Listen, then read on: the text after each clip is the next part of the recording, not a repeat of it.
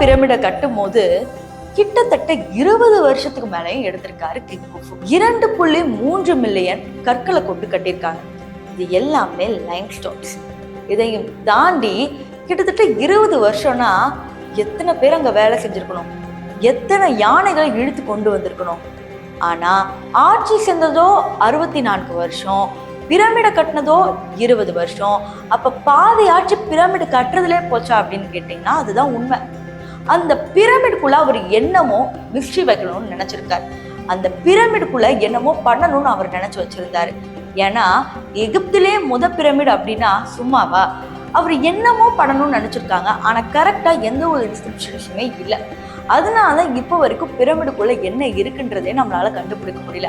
அதே மாதிரி ஸ்பின்ஸும் நம்ம எடுத்துட்டு போனாலும் ஸ்பின்ஸ்குள்ள ஏதோ மிஸ்ட்ரி இருக்குன்னு தெரியும். ஆனா எகிப்திய கவர்மெண்ட் எதுக்குமே வழி முறிஞ்சு விட மாட்டேங்கிறாங்க. ஏன்னா உள்ள என்ன இருக்குன்னு பார்த்தா தானே உலகத்துக்கு என்னன்னு தெரிய வரும்.